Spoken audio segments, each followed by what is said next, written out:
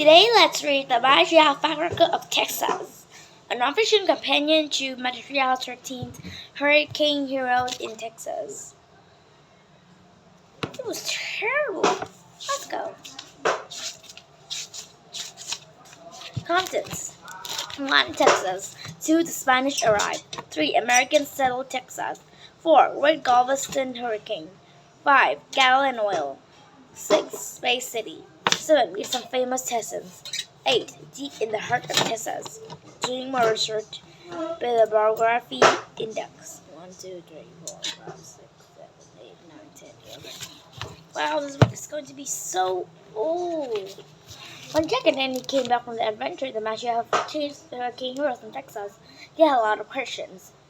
Why is Texas called the Lone Star State? When was the Galveston Hurricane? What was the Alamo? Why was it so terrible? It's time to be fact-checker with Jack and Annie.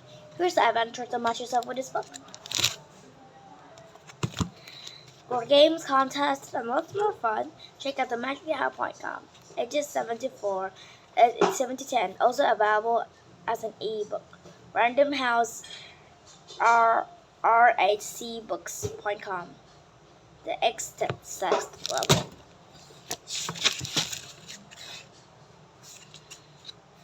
Chapter 1.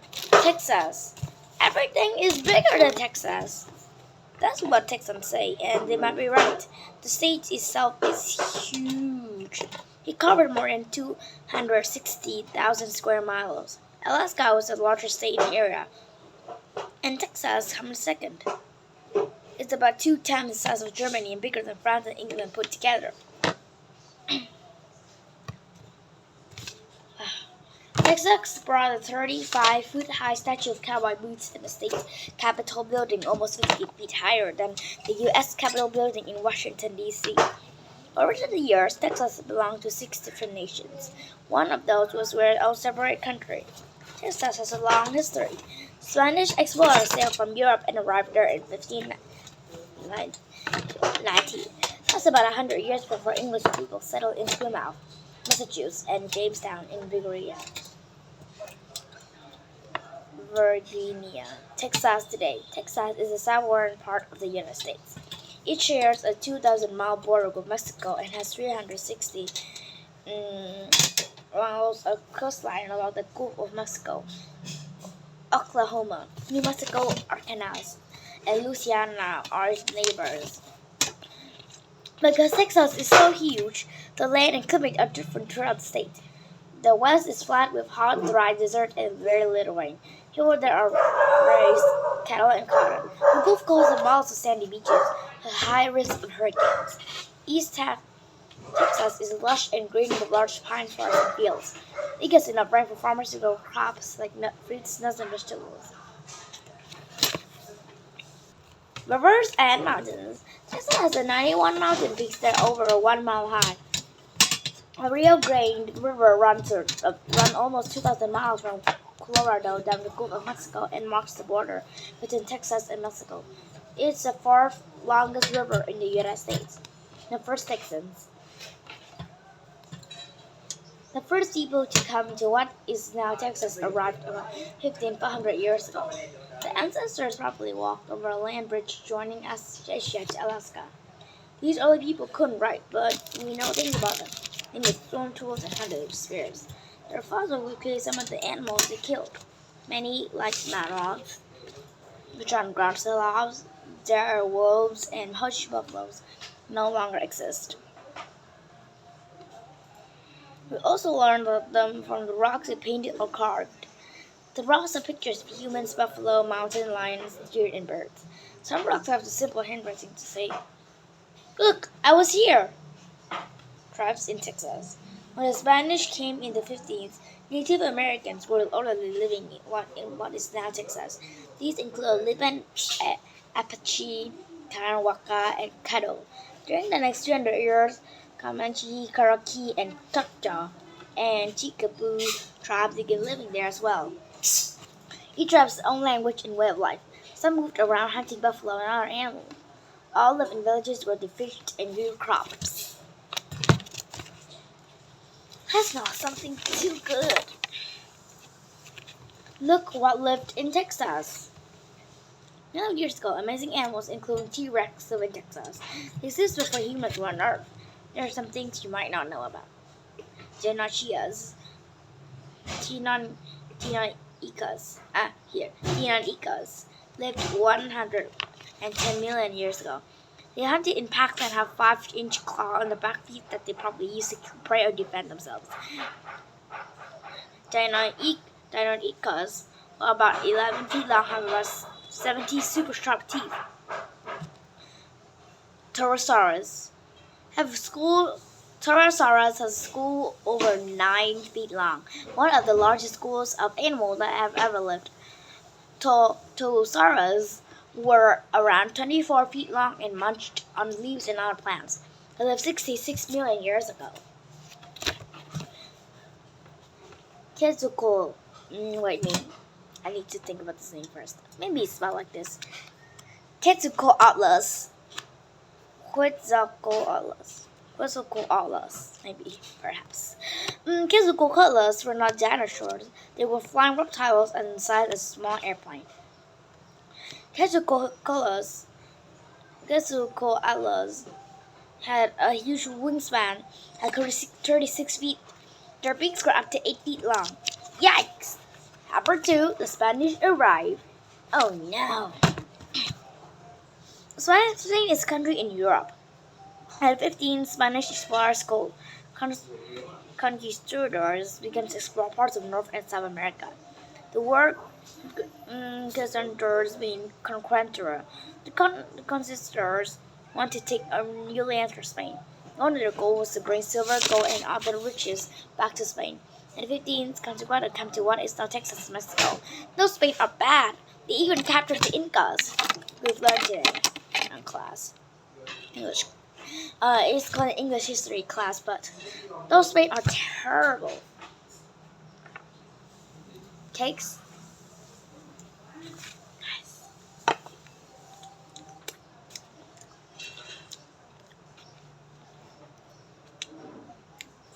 Exploring Texas. One of the first immigrants to see Texas was Alonso Alvarez de Pineda. He was an explorer and map maker. In 1519, Pineda sailed along the coast of Texas and drew a map of the coastline. It was the first map ever made of Texas. For many years, people used it as their guide. Cabeza da Vaca. The most famous conquistador was Alvar Nuzia Cabeza da Vaca. In 1528, he was shipwrecked off the coast of Texas. Cabeza de Vaca lived with Native Americans for about 6 years, but part of that time was a slave. He also worked with the natives as a trader and a healer. Cabeza da Vaca admired the way the Native Americans lived and was friends with many of them. When he got back to Spain, Cabeza de Vaca wrote a book about his adventure. It was the first book about geography, wildlife, and native cultures in Texas. Arrival of the French. Robert de La Salle was a French explorer who made several trips to Canada and the United States. In 1682, La Salle sailed down the Mississippi River from Iloos to Cuba, Mexico. France wanted land in North America. Missions in Texas. The Spanish called Mexico and its other settlements in American New Spain. Texas was part of the northern Mexico. With so many Europeans that settled in the northern area, Spain wanted to make it more important part of New Spain and kept it from the French. They also wanted more control over the native people there, so Spanish decided to teach the Native Americans to be more like them. Daily life in the missions. At the missions, life was strict. There are times when people were supposed to sleep praising and work. Prizes often treated natives like slaves. Native Americans helped to build the missions and plant crops like corn, squash, and beans. Native people who lived in the mission were not allowed to leave. Many wanted to keep their own custom. They escaped at certain times of the year to fish, trade, and hunt the ways they always had. The soldiers managed to track them down. They brought them back and punished them. The mission closed. While some of the missions were slightly successful, most were not. Very few natives became Catholics or wanted to live like Spanish and Spanish did. Much of the time natives went to missions only for food and protection and didn't stay for long. In the 1590s, Spain began to close most of its missions. What happened to the Native Americans? Native Americans suffered at the hands of explorers and settlers. The newcomers brought diseases like cholera and smallpox, which killed thousands of natives. During the 17th and the 18th, settlers, Spanish, Mexican, and American moved into Texas. They created towns, farms, and ranches. The natives had to fight to keep their land from being taken over. Some tribes afraid towns and ranches to get things they needed or wanted. Texans fought back. The Texas Indian War lasted for much of the 18th. Settlers and soldiers began punishing Native Americans out of state. They destroyed native villages and killed men, women, and children. About 1875, the natives had lost several fights and the Texas Indian Wars ended. Most of the Native Americans were forced to live in Oklahoma, the land was governed called Indian Territory. There had once been thousands of Native Americans in Texas. In 1900, only about 470 remained. The Tejanos. Before long, American settlers arrived. Mexicans had ranches and farms in Texas. Today, Mexican Texans are known as Tejanos. It is a Spanish word for Texans. Tejanos have played an important role of Texas history. The cultures of Spain and Mexico remain a big part of Texas. Because many Tejanos speak Spanish, there are a lot of Spanish signs. Indians look Spanish or Mexican. There are more Mexican restaurants in Texas than any other state. Tejano music has strong Mexican roots. One popular Tejano music style, conjunto, feathers, carrillo, and Mexico 12-string guitar. Chapter 3, American Style Texas. Hold on, guys. I hate Spanish. The Mexicans thought Texas would be a stronger part of the country if more people lived there. In 1821, an American named Stephen F. Austin got permission for 300 American families to settle in Texas. He promised they would be loyal to Mexico and swear that they were Catholic. Settlers began farming and ranching along the Colorado and Brazos rivers. The Tejanos welcomed them. They felt that having more people in ranching could have granted more power in the Mexican government. Other group of the United States who didn't have permission to be in Texas also began arriving. Soon there were more Americans than Tejanos. White settlers came to dislike some of the laws that Mexicans made them follow. It was Mexican law against slavery. Many cotton growers came to the American South. Owning slaves had not been against the law there. They depended on their slaves to work for them and didn't want to free them. There were other reasons that American settlers are unhappy. Most were not actually Catholic and didn't speak Spanish. They had closer ties to the United States than to Mexico. To keep trouble from spreading, in the 1830s, Mexican ruled that American settlers were no longer welcome in Texas. Stephen F. Austin goes to Mexico. Stephen F. Austin went to Mexico in 1832 to meet with President Santa Anna. He wanted Texas to become a separate state within Mexico. Santa Anna decided Austin was a troublemaker and put him in jail for 8 months. Texas Revolution. Texans didn't want to be controlled by Mexico any longer. They wanted to be a separate country. They wanted revolution. Texas Revolution began in the 1835. The Mexican soldiers went to Gonzales, Texas, to take small cannon from the people there. The Texans refused to give up the cannon. They taunted the Mexican by hauling up a falcon picture of the cannon in the words, "Come and take it." There was a short fight, and 2 Mexican soldiers were killed. The Mexican stepped Consul to the cannon. Around the Alamo. The most famous battle in Texas Revolution was the Alamo in San Antonio. The Alamo was an old mission that became a Mexican fort. December 1835, a small force of armed Texans took over the Alamo. On February 23, 1836, General Santa Anna, the president of Mexico, arrived with more thousand troops. He vowed to recapture Alamo. William Travis and James Bowie commanded about 200 fighters at that fort. Travis was a young Orange soldier. James Bowie was a skilled knife fighter and soldier. Among the Texans were the Alamo Juan Seguin, a teacher-known soldier who later became mayor of San Antonio, Davy Crockett. A famous bear hunter, soldiers, U.S. Gassman and Frontiers men also came to fight. He had been in Texas for 3 months. Santa Anna soldiers surrounded the Alamo and men inside the fire down them all with the walls. Two armies fought for 13 days. Before the end of Stanford, John Seguin was sent away to get gather more troops. In the early morning of March 6, Santa Anna's army began a fierce attack on the fort. They charged at the wall 3 times. Finally, it was damaged enough that Santa Anna soldiers could climb over it. They were inside. After a bloody fight, all the defenders in the Alamo died, including Bowie, Travis, and Crockett. News of the death made Texans more determined than ever to fight for freedom. The Alamo was a symbol of struggle. The wall of Alamo was painted. San Jacinto. While the Battle of the Alamo was going on, General Sam Houston was building his army. A month later, he and his men joined Seguin's Chicano troops to serve around Santa Anna's army at San Jacinto. After a fight lasting only 18 minutes, the Texans defeated Santa Anna soldiers.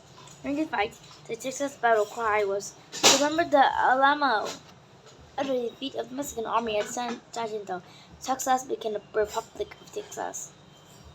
A republic's flag had only one star. The civil country of Texas.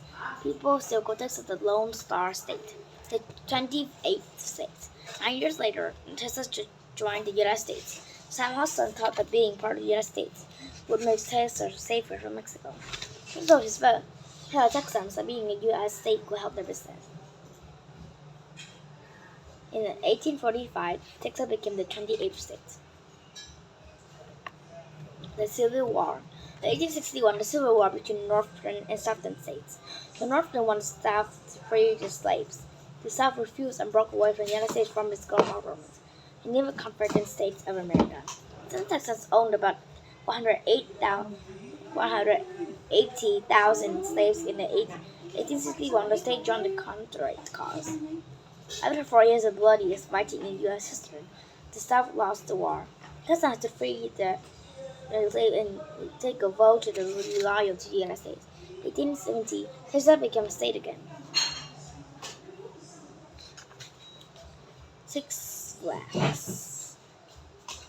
Six have flown over Texas, on each nation that ruled the state. Can you remember what they were? In case you can't, they were Spain, France, Mexico, Republic of Texas, and Confederate States of America, and the United States of America. France, Spain, Mexico, Republic of Texas, Confederate States of America, United States of America. That looks nice. Have performed Great Galveston Hurricane. Oh no. In the 19th, TVs and radios didn't exist. News traveled slowly from one plane to another. There were weather stations and weather forecasters, but it didn't have equipment that we have today. It was very hard to predict the weather. Galveston was the largest city in Texas. It was also one of the richest countries. The city was on the island of the Gulf of Mexico, with 27 miles long. Bridges and train tracks connected the island to the mainland. Galveston had one of the busiest harbors in the country. Almost all the cotton in the country shipped out of the port. 40,000 people live in the city. Tourists visit its beautiful beaches and admire the elegant houses that line the streets. Most hurricanes some storms turned into hurricanes when it went over 74 miles per hour. The wind pushed the storm thousands of miles across the ocean. One morning, on September 7, no one in Galveston was worried about the storm. People didn't know the way massive hurricanes was headed their way. Galveston was only 8 feet above sea level, but yet people have talked about building seawall around the city to protect it from flooding. They did not do. They even removed sand dunes to keep the city on land. The hurricane hit. On September 8, the hurricane slammed into sea with 140 miles per hour.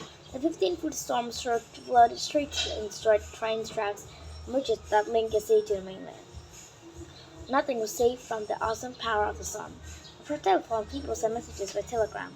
The messages traveled through the electrical lines. Because the wind had blown down all the telegraph poles, there's no way to get news of the city. Galveston was cut off the rest of the world. Terror at night. As night fell, the wind blew harder and the water rose higher. Buildings toppled over, people huddled in terror on roofs as the houses blew out to the sea. Many people showed amazing courage. Mother Mary Josie Delver was one of them.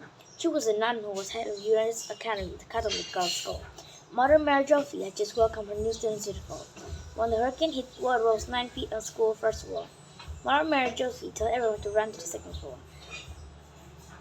As people huddled together, the wind blew out the windows. Mother Mary Josie stayed calm. She and her nun stood at the window with the rose and threw them out to rescue people.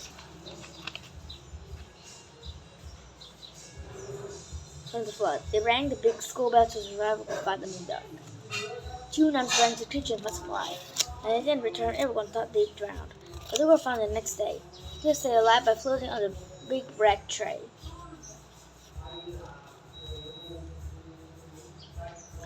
After the storm, the nuns took care of anyone who made it to Ursuline Academy. They saved more than 1,000 people. Mother Mary Josie was the hero of the Galveston hurricane. Destruction everywhere.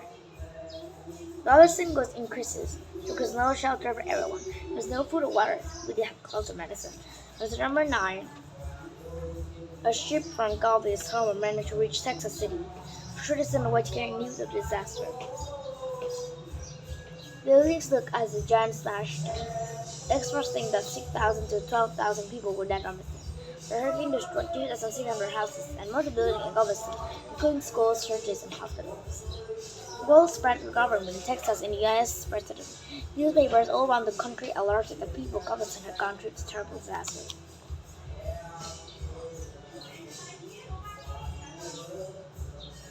Texans everywhere pitched in to help. Water from Houston arrived with clean water and food for 3,000 people who were homeless. A great number of survivors took shelter in white army tents.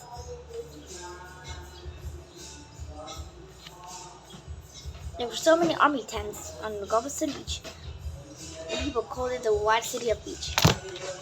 After a storm, to keep floods from ever happening again, workers hauled with millions of tons of sand to raise the whole city 17 feet above ground.